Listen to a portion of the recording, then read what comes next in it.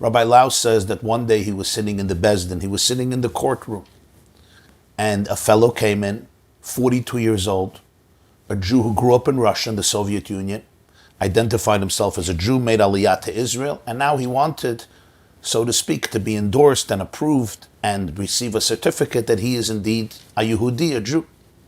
So you had to bring some evidence. This man had two witnesses. The first witness was an elderly Jew who also came from Russia, and he said that he was at his bris. He was at his circumcision 42 years earlier when this boy was born. The second witness was a Chabad Chassid. And the Chabad Chassid shared the following story. Not about him, but about his mother. He knew his mother for many years, and this is what he told Rabbi Lau.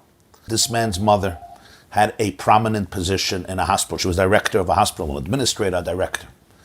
Because of that, she was privy to get 2 cigarettes a day.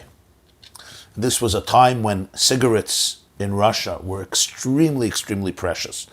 Most people smoked, but to get a cigarette was very, very difficult. And this woman was privy to get 2 cigarettes a day. 1 cigarette she would smoke. Another one she would hide in a special box, in a special container under her bed. Nobody should find it.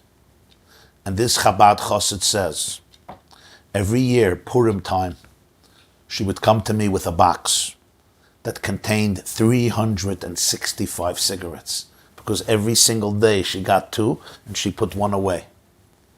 And she would say to me, and now get me the matzah.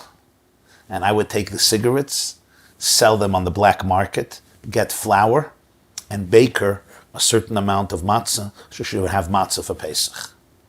And he tells Rabbi Lau, to get an extra cigarette in Russia was very, very precious.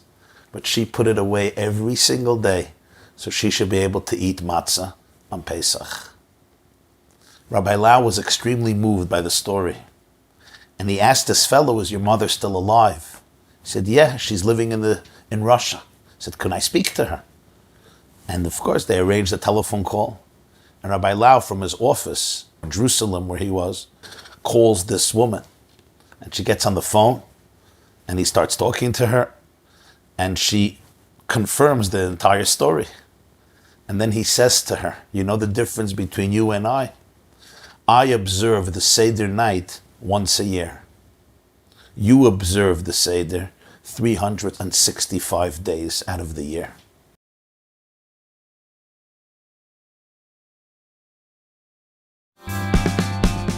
Watch the full class at theyeshiva.net.